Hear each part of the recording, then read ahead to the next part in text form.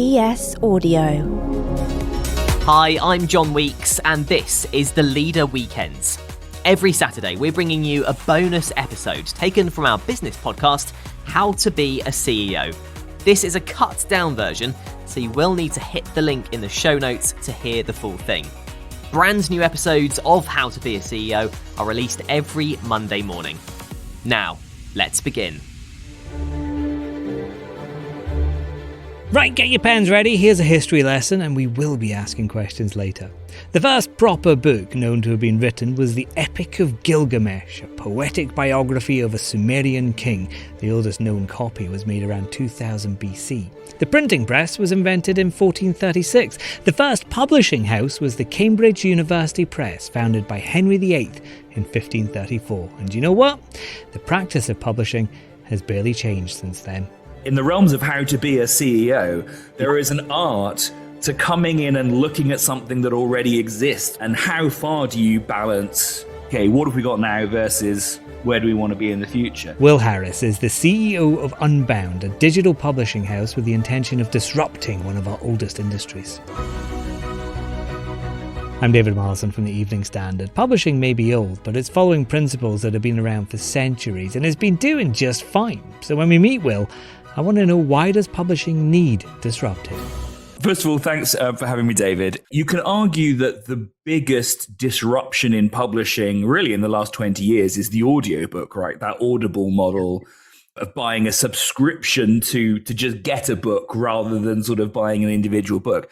But I think there are a number of reasons that publishing is ripe for disruption now. I mean, one is that we are spending so much of our time online that it makes sense to have a sort of closer relationship between our online lives and our offline lives. And books are about as offline as it gets, really. I think the second thing is that I think we're all recognizing in today's world a greater need for diversity. You know, publishing is still particularly over here, it's a pretty middle class industry.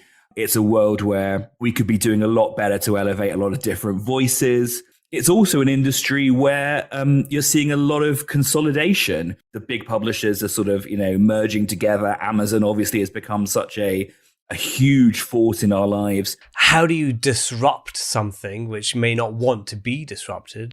The way that we work is that when we decided to commission a book and we're working with an author and we've got a title and we've got, the idea and how it's going to work, we then take that out to our digital platform and let the crowd decide if it should be funded and if we should publish it. It obviously financially de-risks what you're doing. So rather than making a bunch of bets that you're pretty sure are going to fail, every book is at least going to wash its own face. So you've got a great opportunity there.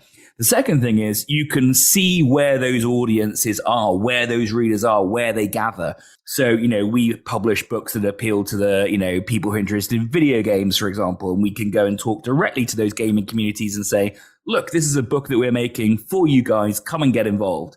We allow people to pledge for different sort of levels of engagement with the book. So you can just buy a copy of the book, maybe for a tenner, but for 20 quid, maybe you can buy a signed copy of the book. Interesting that you're kind of heading into niche communities and marketing within those. Is that bringing new readers in? Our average reader is younger than the average age of a book purchaser quite significantly. You're right. The internet was built for niche communities, right? It's where, everybody assembles, whether they're assembling on social media, whether they're assembling on subreddits. And sort of by its nature, publishing is designed to be broad. You want a bestseller, it's like, well, you've got to appeal to as many people as possible. And if you're only appealing to a small community, how do I really measure the size of that community? How do I know they're really going to be engaged? Well, guess what? If you get them in at the very beginning of the process, as we do, you can make sure they're engaged. And not only can you, tailor something to them, but you can find out where more of them are and actually build a business. How do you attract those authors? People like, you're working on this Douglas Adams book. That's a big name. He's now late, of course. You've got, Jim Watt, Vic Reeves. He's a big name. How do you attract people in there? Because there is risk. This is a new model. It's perhaps unproven. Why should I publish my book through you when I've got one of the big 5 publishers interested in buying this? So I think one thing is that we offer you a much more, as an author, we offer you a much closer relationship to your community. If you're writing for a traditional publishing house, your relationship is with your editor at that publishing house. And then the person at the publishing house has a relationship with Amazon, and then Amazon has a relationship with your reader. Whereas with the Unbound model, okay, if this book happens, somebody that you want to be your reader has got to pay for it, to fund it. And so you've immediately got that relationship. We allow authors to publish updates to the people who have pre-ordered or pledged for the book. They get access to be able to send them messages.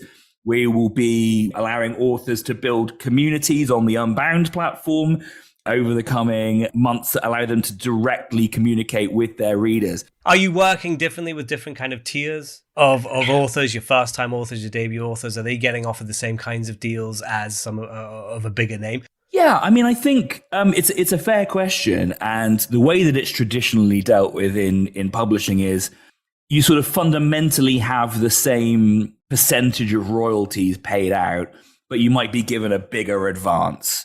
And so what we're really trying to do is come up with contracts. And of course, we've got different contracts for not just, I don't want to say tiers of authors, but of course for different sectors, because different sectors perform differently.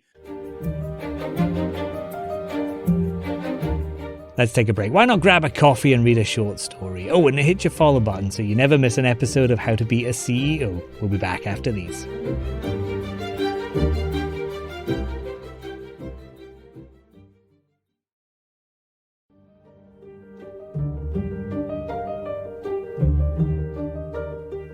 Let's talk about Unbound itself, because this is a publisher. It's not a self-publisher. You've talked about the staff that you have, the commissioners, and you release actual books as well, don't you? It's not just for e-readers. We do publish things physically. We just happen to operate a very, very neat and very unique digital platform. You know, the great thing about disruption to an industry is that it doesn't always have to be subtractive. You know, you can add things on. So yes, we have this crowdfunding element, and yes, we do these really cool digital editions, but you can also buy books direct from our website. You can physically go into Waterstones. If you're in the States, you can go into Barnes and Noble and physically pick up very beautifully created. Our production team works very hard to make sure that the books that we create are fantastic, whether they're black and white, you know, novels, or whether they're full-size color coffee table books. In publishing itself, your own background isn't entirely within the publishing industry or the book publishing industry. How has that industry reacted to your arrival? I'm sort of progressively getting more old-fashioned. I've gone from sort of YouTube to magazines to radio and now to books. So I'm kind of going backwards in length of time. Showing people the advantages of what you can get out of digital and the advantages of this disruption, as opposed to just the sort of negatives that they will nevertheless experience, is actually a great way of getting people on board and bringing them along with you. Look what you get out of this. You've got all this incredible data about what people want to inform your commissioning decisions.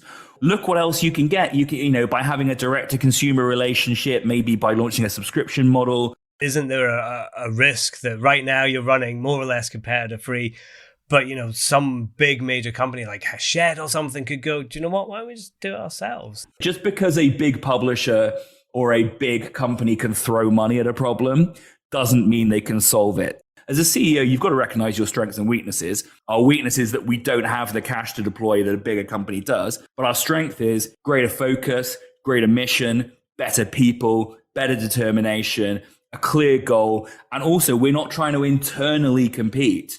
You know, I've seen what it's like when you work in big companies and the digital division is competing against a more traditional division.